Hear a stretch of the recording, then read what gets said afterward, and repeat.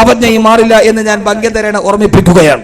അതുകൊണ്ട് എന്റെ പ്രിയപ്പെട്ട മുഅല്ലിം സമൂഹങ്ങളോട് എനിക്ക് പറയാനുള്ളത്, ഈ പ്രബോധനം നമ്മൾ ഏറ്റെടുക്കുമ്പോൾ ഇതിൽ ക്ഷമ എന്നത് വളരെ പ്രധാനപ്പെട്ട ഘടകമാണ്. ലുക്മാൻ അലൈഹി സ്വലാത്തു വസ്സലാം പറഞ്ഞു, മോനെ, ഉമ്മയോടും വാപ്പയോടും ഹമലത്തുഹു ഉമ്മുഹു വഹ്നൻ അലാ വഹ്നിൻ വഫിസാലുഹു ഫി ആമൈനി അനിഷ്കുർ ലി വലിവാലിദൈ എന്ന ഉപദേശമൊക്കെ കഴിഞ്ഞിട്ട് അവസാനം പറഞ്ഞു, മോനെ, വഉമർ ബിൽ യാ ബുനയ്യ അഖിമിസ് സലാത്ത വഉമർ ബിൽ മഅറൂഫ് വൻഹ അനിൽ മുൻകർ വസ്ബിർ അലാ മാ സാബക. പൊന്നുമോനെ, ഓ പൊന്നുമോനെ, യാ ബുനയ്യ അഖിമിസ് സലാ, പൊന്നുമോനെ നമസ്കാരം നിർവഹിക്കണേ. അതോടൊപ്പം തന്നെ വഅമുറു ബിൽ മഅറൂഫി വൻഹ അനിൽ മുൻകർ, നന്മ പറയുകയും തിന്മയുടെ വിപാടുകളാടുകയും ചെയ്യണേ. ആ പ്രബോധനത്തിന്റെ വേദിയിലേക്ക് നിങ്ങൾ ഇറങ്ങുമ്പോ ധാരാളം പ്രതിസന്ധിയും പ്രയാസങ്ങളും വരാൻ സാധ്യതയുണ്ട്. ആ പ്രതിസന്ധികളും പ്രയാസങ്ങളും നിങ്ങൾ മാറ്റിവെക്കണേ, അതിനെ ക്ഷമിക്കാൻ തയ്യാറാവണേ എന്ന് വിശുദ്ധ ഖുർആൻ. ഇതിന്റെ പിറകിൽ ധാരാളം പ്രതിസന്ധികളും പ്രയാസങ്ങളും വരും. അതിനെ മറികടക്കാൻ നമ്മൾ തയ്യാറാവണം. മറികടന്നിട്ട് നാം ഈ പ്രബോധനം ലോകത്തോട് ചെയ്യണം. സഹിഷ്ണുതയില്ലാത്ത ലോകത്തോട് നമ്മൾ ഈ പ്രബോധനം ചെയ്യണം. എന്താണ് പ്രബോധനം ചെയ്യേണ്ടത്? അള്ളാഹു പറയുന്നുണ്ട്, 2 കാര്യങ്ങൾ നിങ്ങൾ പ്രബോധനം ചെയ്യുക. 2 കാര്യങ്ങളിൽ നിങ്ങൾ പ്രബോധനം ചെയ്യാൻ പാടില്ല, നിങ്ങൾ മിണ്ടാൻ പാടില്ല. അള്ളാഹുവിന്റെ ഖുർആൻ പറഞ്ഞു, വലാ തആവനു അലൽ ഇസ്മി വൽ ഉദ്വാൻ. അതാണ് തആവനുൽ ഖദം. വലാ തആവനു അല്ലേ, അങ്ങനല്ലേ? വലാ തആവനു ബിൽവത്തഖ്വ രണ്ടാമത് പറയാന്ന് വിചാരിച്ചിട്ട് അല്ല, അല്ലാഹു പറയാണ്, വലാ തആവനു ബിൽ ഇസ്മി വൽ ഉദ്വാൻ. പരസ്പര വൈരാഗ്യത്തിന്റെയും പരസ്പര കാലുഷ്യത്തിന്റെയും പ്രബോധനം നിങ്ങൾ നടത്താൻ പാടില്ല. അതിന്റെ പേരിൽ നിങ്ങൾ സഹായിക്കാൻ പാടില്ല. നിങ്ങൾ ശത്രുതയുടെ പേരിൽ, അസഹിഷ്ണുതയുടെ പേരിൽ നിങ്ങൾ സഹായിക്കരുത്. ഈ ഭാരതരാജ്യത്തിന് ബോംബ് സ്ഫോടനം നടത്തിയൊരു മുസ്ലിമാണെങ്കിൽ അവന് താമസിക്കാൻ സൗകര്യമൊരുക്കൽ കൊടുക്കൽ പോലും മഹാപാതകമാണ്. അത് ചെയ്യരുത്. വലാ തആവനു അലൽ ഇസ്മി വൽ ഉദ്വാൻ. ഭീകരാക്രമണത്തിന്റെ പുറകിലെ തിരക്കഥയും തിരശീലയും നമുക്ക് പിന്നീട് അറിയാം. എങ്ങാനും ഒന്ന് സംഭവിച്ചാൽ അത് നിന്നെ മുസ്ലിമാണെങ്കിൽ പോലും അവരൊരു കൊള്ളി പച്ചവെള്ളം കൊടുത്ത് നീ അറിഞ്ഞുകൊണ്ട് സഹായിച്ചിട്ടുണ്ടെങ്കിൽ, അവന്റെ ലക്ഷ്യമിനാ നിറഞ്ഞു നീ സഹായിച്ചാൽ, മാതൃരാജ്യത്തിനെതിരെ അവനെ സഹായിച്ചാൽ, അതിന് ഖുർആന്റെ സന്ദേശത്തിന് വെളിയിലാണ്. അവനൊരു സിം കാർഡ് എടുക്കാൻ നിങ്ങളുടെ ഐഡന്റിറ്റി കാർഡ് പോലും ലക്ഷ്യമറിഞ്ഞുകൊണ്ട് നീ ചെയ്താൽ, നീ ഇസ്ലാമിന്റെ ഖുർആന്റെ സന്ദേശത്തിൽ നിന്ന് പുറത്താണെന്ന് പഠിപ്പിച്ചു കൊടുത്ത സഹിഷ്ണുതയുടെ ഗ്രന്ഥമാണ് അല്ലാഹുവിന്റെ വിശുദ്ധ ഖുർആൻ. അതുകൊണ്ട് നിങ്ങൾ ശത്രുതയെ വളർത്താൻ പാടില്ല. ഈ ഉലമാ സമൂഹത്തിന്റെ സേവനം നിങ്ങൾ അറിയണമെങ്കിൽ, കഴിഞ്ഞ 1 മാസം മുമ്പ് കേരളം കത്തിജ്വലിച്ചു. മാതൃഭൂമി ദിനപത്രം പ്രവാചകനെ അവഹേളിച്ചുകൊണ്ട് ലേഖനം എഴുതി. പിറ്റേ ദിവസം രാവിലെ, അന്ന് രാത്രി ഇസ്ലാമിക സംഘടനകൾ ഒന്നിച്ചു പ്രതിരോധിച്ചു. നമ്മുടെ ഇടയിൽ ശശികല പറയും പോലെ സുന്നി മുജാഹിദും തമ്മിൽ പ്രശ്നം ഉണ്ടാവാം, മുജാഹിദും തബ്ലീഗും തമ്മിലുണ്ടാവാം, തബ്ലീഗും സുന്നിയും തമ്മിലുണ്ടാവാം, സുന്നിയും എല്ലാവരും തമ്മിലുണ്ടാവാം. അത് ആദർശപരമായ കാര്യങ്ങളിൽ വ്യതിയാനം നിലനിൽക്കെ തന്നെ പൊതുശത്രുവിനെതിരെ ഒന്നിക്കാൻ ഞങ്ങൾക്ക് അധിക സമയമൊന്നും വേണ്ട. അത് കണ്ടിട്ട് ഇനി ആരും പായസമൊന്നും ഉണ്ടാക്കണ്ട. പ്രവാചകൻ സല്ലല്ലാഹു അലൈഹി വസല്ലമയെ ആദർശപരമായ വ്യതിയാനങ്ങളിൽ വിട്ടുവീഴ്ചയില്ലാത്ത സമീപനത്തിൽ നിലനിൽക്കുന്നതോടൊപ്പം തന്നെ ഈ ഇസ്ലാമിനെതിരെ വരുന്ന പ്രധാനപ്പെട്ട കാര്യത്തിൽ ഒന്നിച്ചു നിൽക്കാൻ ഞങ്ങളുടെ പ്രവാചകനെ അവഹേളിച്ചാൽ, ഞങ്ങളുടെ പ്രവാചകൻ മുജാഹിദിന്റെ പ്രവാചകനും സുന്നിയുടെ പ്രവാചകനും തബ്ലീഗിന്റെ പ്രവാചകനും ആര് പറയുന്ന പ്രവാചകൻ ഓരോരുത്തരും മനസ്സുകൊണ്ട് സ്നേഹിക്കുന്ന പ്രവാചകനെതിരെ വന്നപ്പോ ഇസ്ലാമിക സംഘടന ഒറ്റക്കെട്ടായി അതിനെതിരെ സമരാഹ്വാനം ചെയ്തു. മാതൃഭൂമി ബഹിഷ്കരിച്ചു. ഞാനൊന്ന് ചോദിക്കട്ടെ, പാരീസിലും ബ്രിട്ടനിലും അടക്കം ഈ അടുത്ത സമയത്ത് നടന്ന ചാവേർ സ്ഫോടനങ്ങൾ, അതിന്റെ പുറകിലുള്ള കാരണത്തെ കുറിച്ച് പറയുന്നത് ഡാനിഷ് വത്തത്തിന്റെ പ്രവാചക അവഹേളനത്തെ കുറിച്ചാണ്. ചാവേറുകളായി പൊട്ടിത്തെറിച്ചു.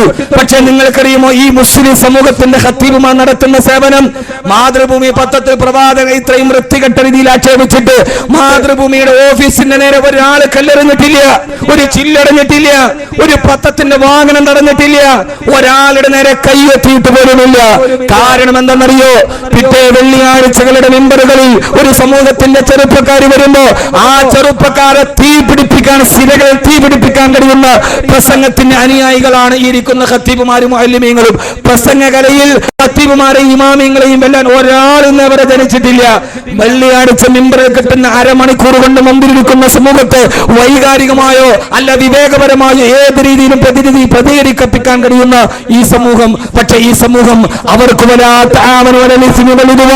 ശത്രു നമ്മുടെ നാടിന് ആപത്താണ് എന്ന് ക്രിയാത്മകമായി പ്രതികരിപ്പിച്ചപ്പോ ഒരു ചില്ല് പോലും അറിയാതെ ബ്രിട്ടനിലും പാരീസിലും ചാവേർ ആക്രമണം നടക്കുമ്പോ കേരളത്തിൽ ഒരു മാതൃഭൂമിയുടെ ഒരു വാഹനത്തിന് നേരെ വേണ്ട, മാതൃഭൂമി പത്രം കൊണ്ട് ജീവിക്കുന്ന സൈക്കിളിൽ കൊടുക്കുന്ന ഒരാളെ പോലും പിടിച്ചു നിർത്താറ് മാതൃഭൂമിക്കെതിരെ പ്രതികരിക്കാൻ 5 ലക്ഷം സർക്കുലേഷനാണ് ഒരൊറ്റ ദിവസം കൊണ്ട് കുറയ്ക്കാൻ കഴിയുന്ന ഈ സമൂഹത്തിന്.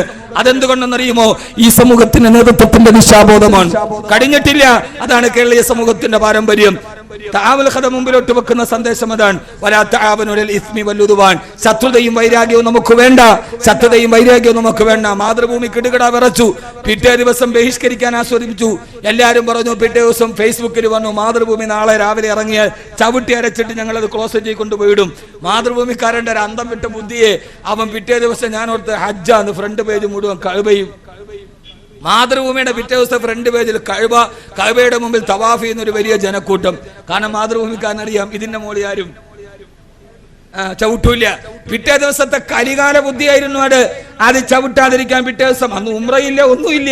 ഉംറ ഉണ്ടാവാം, ഹജ്ജൊന്നും അല്ല. വലിയൊരു ഫുൾ പേജ്. എന്തെന്നറിയോ? ഈ സമൂഹം പ്രതികരിക്കേണ്ടതുപോലെ പ്രതികരിച്ചാൽ മുമ്പിൽ നിൽക്കുന്നവർക്കറിയാം ഈ സമൂഹത്തിന്റെ പ്രതികരണം എന്താണെന്ന്. എന്താണ് ചെയ്യേണ്ടത്? ഈ സമൂഹത്തിന് കൃത്യമായ ദിശാബോധമുണ്ട്.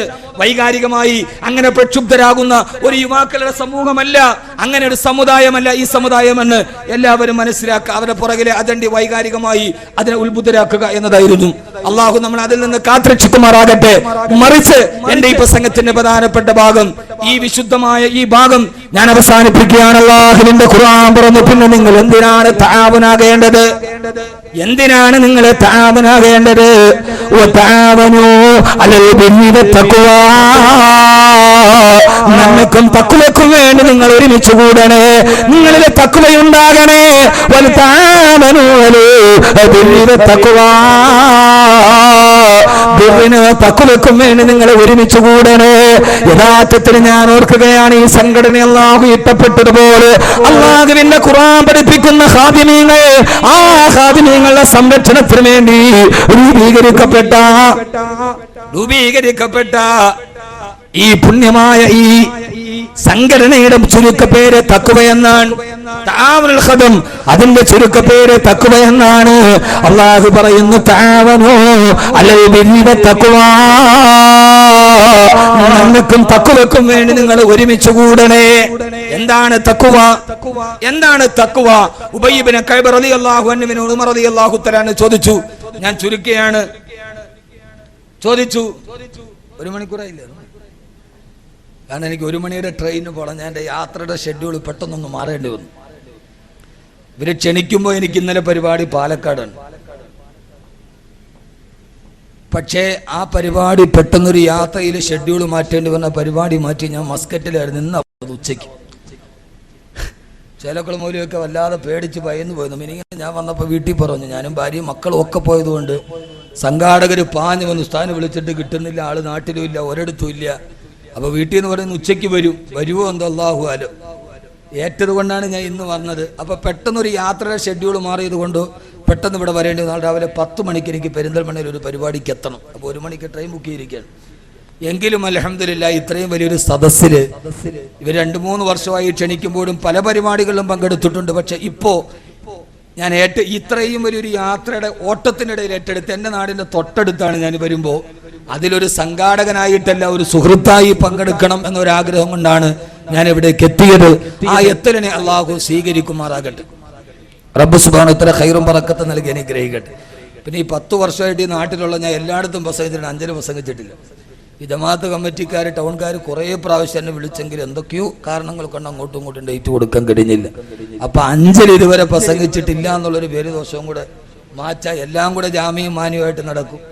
ഇതിൻ്റെ ഇടയിൽ എൻ്റെ ബഹുമാനനായ സുഹൃത്ത് പത്തടി ഷെരീഫ് സാഹിബ്, ഇവർക്കെല്ലാം ഭക്ഷണം അദ്ദേഹത്തിൻ്റെ വീട്ടിലായിരുന്നു. അള്ളാഹു അർഹമായ പ്രതിഫലം നൽകി അനുഗ്രഹിക്കട്ടെ. വലിയൊരു ദീനി സ്നേഹിയാണ്. അദ്ദേഹം ഈ പരിപാടിയൊക്കെ കേൾക്കാൻ വേണ്ടി നാട്ടിൽ ഗൾഫിൽ നിന്ന് വന്നതുമാണ്. അദ്ദേഹവും പല പ്രാവശ്യം അഞ്ചലൊന്ന് പ്രസംഗിക്കാൻ വിളിച്ചാലും വരാൻ കഴിയാത്തതുകൊണ്ട് ഏതായാലും ഇതെല്ലാം കൂടെ ഒന്ന് കഴിയുമല്ലോ, നമ്മുടെ സഹപ്രവർത്തകരെയൊക്കെ കാണാൻ കഴിയും, നാട്ടുകാര്, വീട്ടുകാര്, അയൽപക്കക്കാർ, ധാരാളം ആളുകൾ. നമ്മളെല്ലാവരും ഈ ഒരുമിച്ച് കൂടുന്നത് തഖ്വയ്ക്ക് വേണ്ടിയാണ്. എന്താണ് തഖ്വ?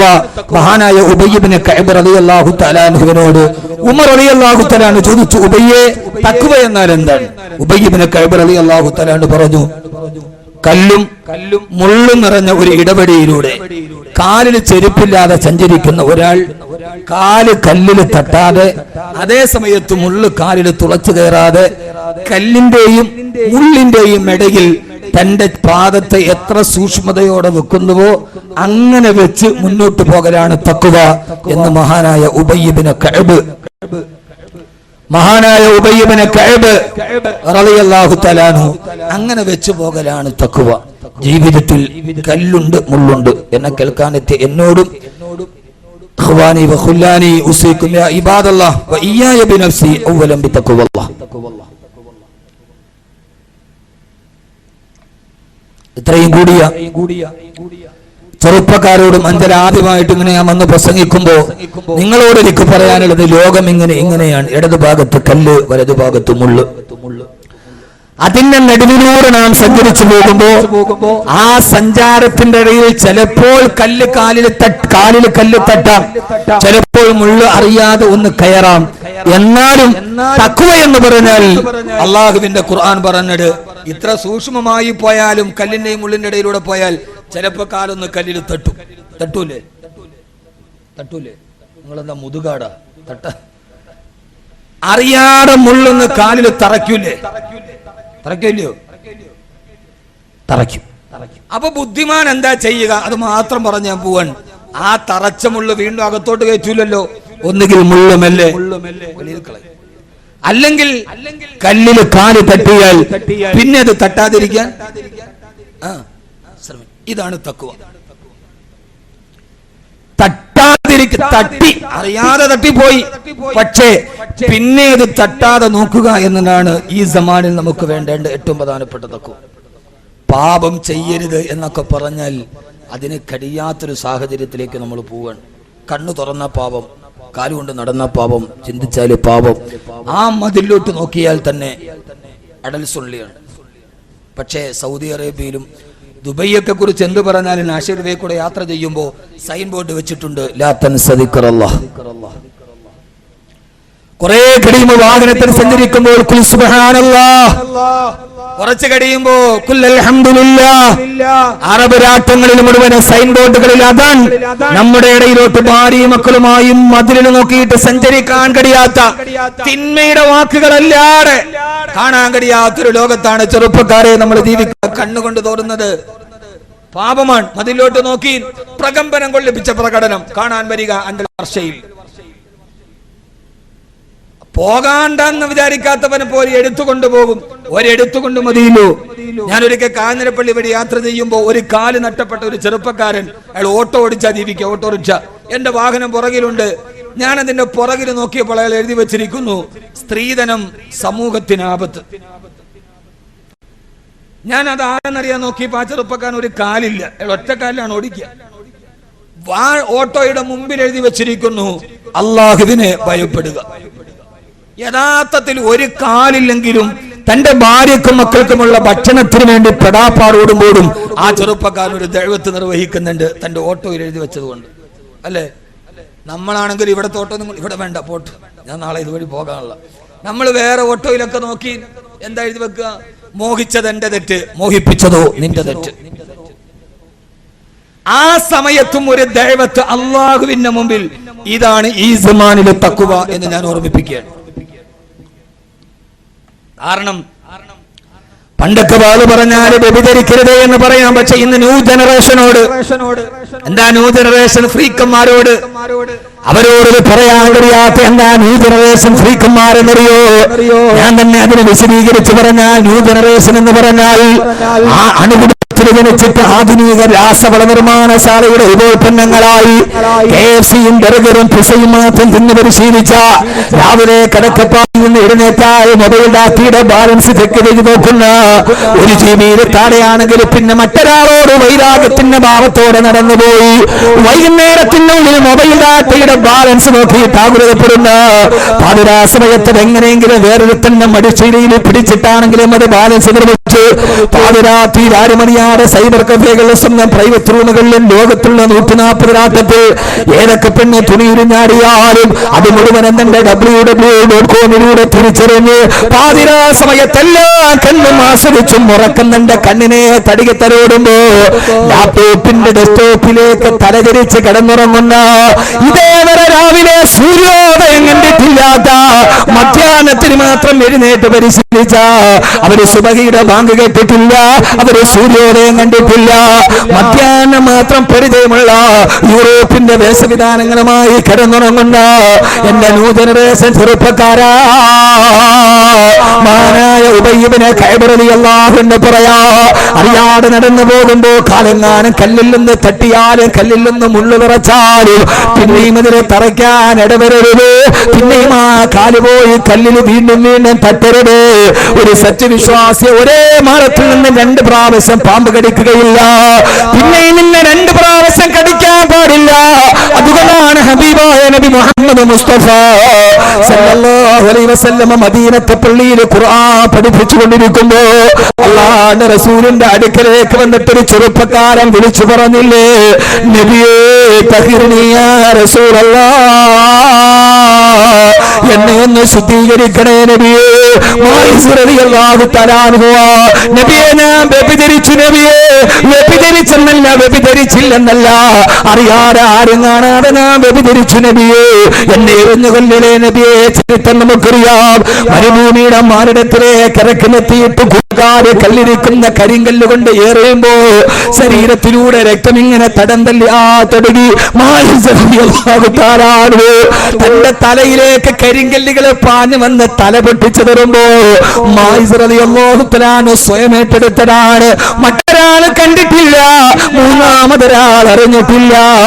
പക്ഷേ ആ സമയത്തും മായിസിനറിയാം, ആരും അറിഞ്ഞില്ലെങ്കിലും എന്റെ അല്ലാഹു അറിയാതിരിക്കില്ലല്ലോ. അല്ലാഹു യഅലമു മാ തുകിന്നു സുദൂറുഹും വമാ യുഅ്ലിനൂൻ. ഹൃദയത്തിന്റെ വഞ്ചനയുടെ നോട്ടം പോലും തിരിച്ചറിയുന്ന എന്റെ അല്ലാഹു കാണാതിരുന്നിട്ടില്ലല്ലോ, അവനറിയാതെ ചെയ്യാൻ കഴിയില്ലല്ലോ. അവൻ അറിഞ്ഞാലും അവൻ എനിക്ക് പുറത്തു തരുന്നവനാണല്ലോ. സത്താറു ഗഫാറു വഹീഹേ ബന്ദോം ഗംഖാറു വഹീഹേ. ചെറുപ്പക്കാരാ, നീ തെറ്റ് ചെയ്താൽ നിന്റെ കൂട്ടുകാരനെ വിശ്വസിക്കാൻ പറ്റുമോ? അവൻ ആളുകളോട് പറഞ്ഞു നിൽക്കും, അവനാ തെറ്റ് ചെയ്തിട്ടുണ്ട്. നമ്മളൊരു തെറ്റ് ചെയ്തത് മറ്റൊരാളറിഞ്ഞാൽ അത് മൂടി വെക്കുന്നവരാരാണുള്ളത്? പക്ഷേ നിനക്കറിയുമോ ചെറുപ്പക്കാരെ, നീ ഒരു തെറ്റ് ചെയ്താൽ നിന്റെ തൊട്ടടുത്ത് കിടക്കുന്ന ഭാര്യ കാണുന്നതിനേക്കാൾ മുമ്പേ കാണുന്നത് നിന്റെ അല്ലാഹുവാ. അവൻ അറിയാതെ ഒരു തെറ്റും നമ്മൾ ചെയ്തിട്ടില്ല. പക്ഷേ എല്ലാം അറിയുന്ന അല്ലാഹ്ക്ക് മറ്റൊരു വിശേഷണം കൂടിയുണ്ട്, അവനാണ് സത്താർ. അവൻ പൊറുക്കുന്നവൻ മാത്രമല്ല, സത്താറുന്നവൻ മൂടി വെക്കുന്നവൻ കൂടിയാണ്. നമ്മൾ ചെയ്തതൊക്കെ പടച്ചിറപ്പ് മൂടി വെക്കാതെ ജനങ്ങളുടെ മുമ്പിൽ വെളിയാക്കിയിരുന്നെങ്കിൽ നമ്മളൊക്കെ ഈ ദുനിയാവിലെങ്ങനെയാ തലപൊക്കി നടക്കുക? അവനാണ് ഗഫാർ, അവനാണ് സത്താർ. മൂടി വെക്കുന്നവൻ അവനാണ്. മൂടി വെച്ചറപ്പിന്റെ മുമ്പിൽ പോയിട്ട് ഞാനിത് ചെയ്തു പോയി അല്ലാ. കരിങ്കൽ ചീലുകൾ സ്വയം ഏറ്റുവാങ്ങി തലച്ചോറ് ചിതറിത്തെറിക്കുമ്പോ നിങ്ങൾ ഓർക്കണം, ഒരു പോലീസ് സ്റ്റേഷൻ പോലും നിലവിലില്ലാത്ത, ഒരു ലോക്കൽ പോലീസും നടന്നു പോകാത്ത കാലഘട്ടത്തിലാ സ്വയം കുറ്റവിചാരണ നടത്തിയിട്ട് കടന്നു വരുന്നത്. അവസാനം തലച്ചോറ് ചിതറിയിട്ട് താഴെ വീണും മരണത്തിന് മുമ്പിൽ പിടയുമ്പോ അഭിമായ മുത്തു വന്നിട്ട് ആ ശരീരമെടുത്ത് മടിയിലേക്ക് വെച്ചപ്പോ എന്റെ മായിസേ യാ റസൂലല്ലാഹ്, യാ റസൂലല്ലാഹ്, നബിയെ തൊട്ടടുത്ത മണിക്കൂർ മുമ്പ് എന്റെ കടയിലോട്ട് വന്നൊരു പെണ്ണിന് ശാരീരികമായി ബന്ധപ്പെട്ടവനാണ് ഞാൻ, പിശാചെന്നെ ചതിച്ചു നബിയെ. എന്റെ റബ്ബതറിഞ്ഞു എനിക്ക് ഉറപ്പുള്ളപ്പോ പരലോകത്ത് തന്നിട്ട് നരകത്തിന്റെ തീനാളങ്ങളെ ഏടിപ്പിടിക്കാൻ എനിക്ക് മായിസിന് കഴിയില്ല നബിയെ. ആളുകളെ കരിങ്കല്ല് വെച്ച് മനുഷ്യരെറിഞ്ഞപ്പോ മായിസിന് വേദനിച്ചു പോയി. നാളെ പരലോകത്ത് ചെല്ലുമ്പോ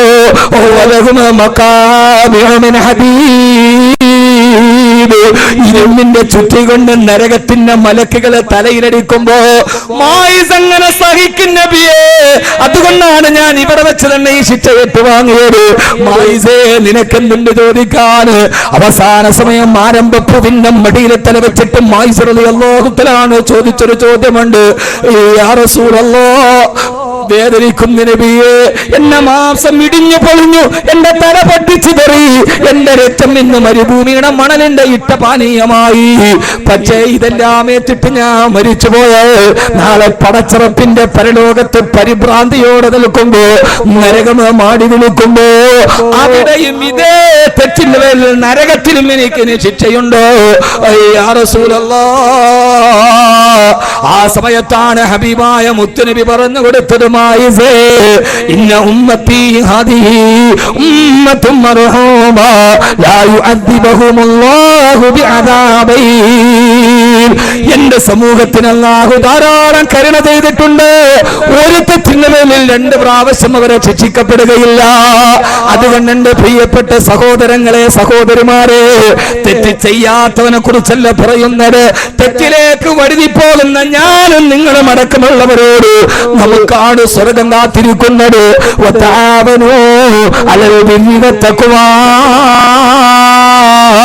നിങ്ങൾ തഖ്വക്ക് നന്മക്ക് വേണ്ടി മുആമനത്ത് നടത്തണേ, സഹായം നടത്തണേ. ഇവിടെ വെച്ച് തന്നെ നമ്മുടെ ജീവിതത്തിന്റെ തെറ്റുകൾ മുഴുവനും അല്ലാഹുവിനോട് മാപ്പിരണ്ട്. ഇനി ഒരിക്കലും കാലുപോയി കല്ലിന് തട്ടാട്, ഇനി ഒന്ന് മുള്ളുകൊള്ളാട് അതിന്റെ ഇടയിലൂടെ ജീവിക്കാൻ കഴിയണേ. ഈ പ്രണയമെന്ന 3 അക്ഷരത്തിന്റെ പേരിൽ ഒരു ജന്മത്തിന്റെ കടപ്പാട് മുഴുവനും കല്യാണപ്പന്തല്ല 1 മണിക്കൂറിന് മുമ്പ് കരഞ്ഞു തീർത്തു പോകുന്ന പെണ്ണ്, ഇറങ്ങിപ്പോകുന്ന പെണ്ണ്. പ്രണയമെന്ന 3 അക്ഷരത്തിന്റെ പേരിൽ മാതാപിതാക്കള്, ഉമ്മാന്റെ ഗർഭപാത്രത്തിന്റെ പേറ്റുനോവ് മറന്നുപോയ തലമുറ, വാപ്പാടൻ നെടുവീർപ്പിന്റെ വേർപ്പിന്റെ അധ്വാനത്തിന്റെ ആ പെളിനീരിന്റെ അറവറിയാത്ത വേദന.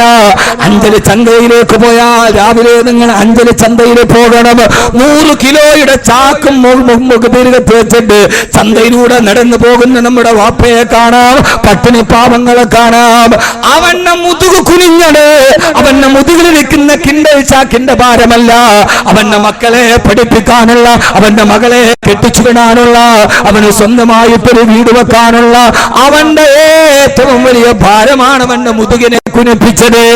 ആ മുതുകിന്റെ കുനിപ്പറിയാറ് അവസാനം ക്ഷയരോഗം പിടിച്ചിട്ട് സിറ്റൗട്ടിലിരുന്നിട്ട് ചുമക്കുമ്പോ വാപ്പയുടെ അനാരോഗ്യത്തിന്റെ പൊന്നുമോനെ, നീ ഇന്ന് അനുഭവിക്കുന്ന തണൽ നിന്റെ വാപ്പ അനുഭവിച്ച വെയിലാണെന്ന് തിരിച്ചറിയാൻ, നീ ഇന്ന് അനുഭവിക്കുന്ന തണൽ നിന്റെ വാപ്പ അനുഭവിച്ച വെയിലാണെന്ന് തിരിച്ചറിയാൻ കഴിയുന്നൊരു തഖ്വയിലേക്ക് കടന്നു പോകണേ. പ്രണയമെന്ന 3 അക്ഷരത്തിന്റെ പേരിൽ പ്രണയം പണ്ടുമുണ്ടായിട്ടുണ്ട്. പ്രണയമെന്നത് മൊയ്തീൻ പഠിപ്പിച്ചതല്ല, പ്രണയമെന്നത് സിനിമാക്കാരൻ പഠിപ്പിച്ചതല്ല. മക്കയിലൊരു ചെറുപ്പക്കാരൻ ഉണ്ടായിരുന്നത്രേ. ഇശാ നിസ്കാരം കഴിഞ്ഞിട്ട് അയാൾ തിരിച്ചു പോകുമ്പോഴാണ് അയാളെ കാമുകിയുടെ വീട്ടിലൂടെയാ നടന്നു പോവുക. ആ കാമുകിയെ കണ്ടപ്പോ ചെറുപ്പക്കാരൻ ഇശാ കിടഞ്ഞിട്ട് പോവുകയാണ്. വർഷയില് സെക്കൻഡ് ഷോ കിടഞ്ഞ് പോകുന്ന വഴിക്കല്ല. ആ ചെറുപ്പക്കാരൻ പറഞ്ഞു, പെണ്ണേ, നിന്റെ ശരീരം ഞാൻ മോഹിക്കുന്നു പെണ്ണേ, നിന്നോട് പ്രണയമുണ്ട്, നിന്റെ ശരീരം എനിക്ക് ആഗ്രഹമുണ്ട്. ആ സമയത്താ മക്കാരി പെണ്ണ് പറഞ്ഞ മറുപടി എന്റെ സഹോദരിമാരോട് ഓർമ്മിപ്പിക്കുകയാ. ആ പെണ്ണ് പറഞ്ഞ് കാമുകൻ വന്ന് വിളിച്ചപ്പോ വാപ്പയെ മറന്ന് ഉമ്മയെ മറന്ന് കൂട്ടുകാരുടെ സഹായത്തോടെ ഇറങ്ങിപ്പോയില്ല. രാത്രിയിൽ വാതിലടച്ചിട്ട് കിടപ്പറയിലേക്ക് പോയില്ല. ആ പെണ്ണെന്ന കാമുകി പെണ്ണ് പറഞ്ഞതേരുന്നൊരു ചെറുപ്പക്കാരാ, നീ എന്നോട് പറഞ്ഞ പ്രണയം, നീ എന്നോട് പറഞ്ഞ ആഗ്രഹമുണ്ടല്ലോ, ലിയൗമി തഗാബുനി ഇർകബൂഹാ ലിയൗമി തഗാബുനി. യൗമി തഗാബുൻ എന്ന് അല്ലാഹു പറഞ്ഞ ലോകത്തുള്ള മുഴുവൻ ആളുകളും പടച്ചറപ്പിന്റെ മുമ്പിൽ ഒരുമിച്ച് കൂട്ടുന്ന പരലോകത്തേക്ക് നീ ഇതിനെ മാറ്റിവെച്ചോ.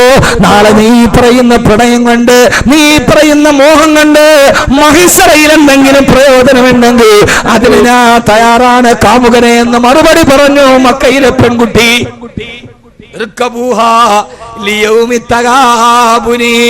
പ്രണയം പണ്ടുമുണ്ടായിട്ടുണ്ട്, ലൈലാ മജ്നൂന്റെ പ്രണയം.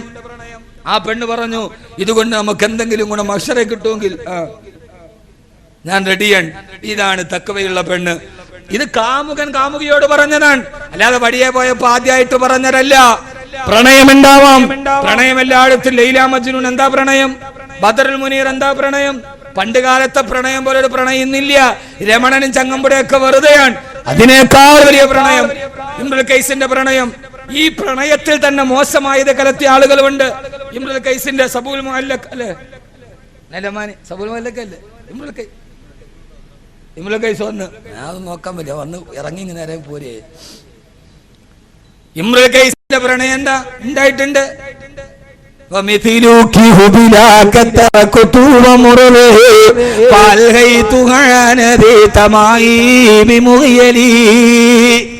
എന്നൊക്കെ പ്രണയത്തിൽ കാമംഗലത്തി പാടിയ പ്രണയനായകന്മാർ.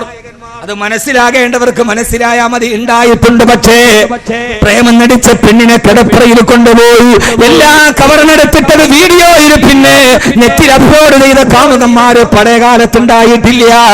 ആ കച്ചവടം പഴയകാലത്തുണ്ടായിട്ടില്ല. പ്രണയം സ്വാഭാവികമാണ്. ഒരു സഹാബി വന്നിട്ട് നബിയോട് പറഞ്ഞു, നബിയെ ഞാൻ അറിയാതൊരു പെണ്ണിനെ ചുംബിച്ചു നബിയെ. ഇപ്പൊ ന്യൂ ജനറേഷനാണ് ഈ വാള് പറയണത്. സംഭവിച്ചു പോയി, ഉറപ്പാണ്.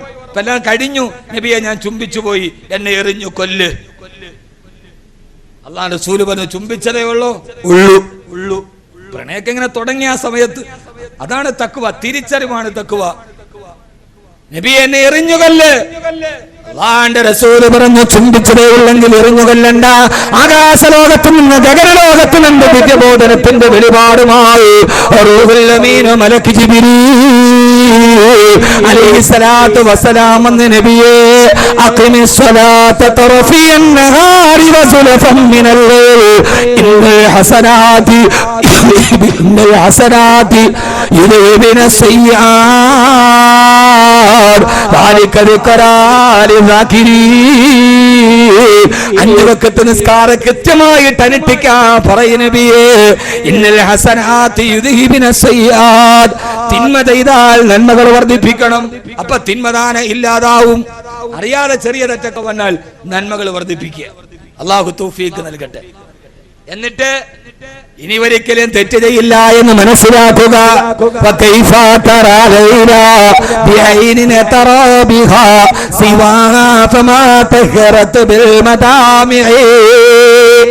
മജ്നൂൻ പാടിയതാണ്, ഞാൻ എന്റെ കണ്ണുകൊണ്ട് ലൈലയല്ലാത്തൊരു പെണ്ണിനെ കണ്ടാൽ, ലൈലയല്ലാത്തൊരു പെണ്ണിനെ ഞാൻ എന്റെ കണ്ണുകൊണ്ട് കണ്ടാൽ എന്റെ കണ്ണിൽ അഴുക്കായി പോയി, ഞാൻ എന്റെ കാമുകിയെ വഞ്ചിച്ചു പോയി. ഇനി എന്റെ കണ്ണുകൊണ്ട് ലൈലയെ കാണണമെങ്കിൽ ആ കണ്ണ് ഞാൻ കണ്ണുനീര് കൊണ്ട് കഴുകി ശുദ്ധിയാക്കണം. എന്നാലേ പിന്നെ എന്റെ കണ്ണുകൊണ്ട് ലൈലയെ കാണാൻ പറ്റൂ. എഴുതിയിട്ട് ഇമാമുനാ ഗസാലി റളിയല്ലാഹു തആല ചോദിക്കുകയാണ്, മുസ്ലിമേ, ഹറാമുകൾ കണ്ട കണ്ണുകൾ മുഴുവനും ഇങ്ങനെ വെച്ചിട്ട് ആ കണ്ണുകൾ കണ്ണുനീര് കൊണ്ട് കഴുകി ശുദ്ധിയാക്കാട് എങ്ങനെയാണ് നിന്റെ റബ്ബിനെ നാളെ നിനക്ക് ലിഖാഹ് സ്വർഗ്ഗത്തിൽ കാണാൻ കഴിയുക? ഇമാമുനാ ഗസാലി ചോദിച്ച്, കരഞ്ഞങ്ങട് കഴുകണ്ടേ, എന്നിട്ട് അല്ലാഹനെ കാണണ്ടേ, തഖ്വയോടെ ജീവിക്കണ്ടേ. ഇതിനാണ് തആവുൽ ഖദം മുമ്പിലോട്ട് വെച്ച തഖ്വ. ഈ സംഘടനയുടെ ചുരുക്കപ്പേര് തന്നെ തഖ്വ എന്നാണ്. അല്ലാഹു ആ തഖ്വ നമുക്ക് നിലനിർത്തി അനുഗ്രഹിക്കട്ടെ. ആമീൻ പറയും മനുഷ്യന്മാരെ, ആമീൻ പറഞ്ഞില്ലേ? അല്ലാഹു തഖ്വ നൽകി അനുഗ്രഹിക്കട്ടെ. അല്ലാഹു തഖ്വ നൽകി അനുഗ്രഹിക്കട്ടെ.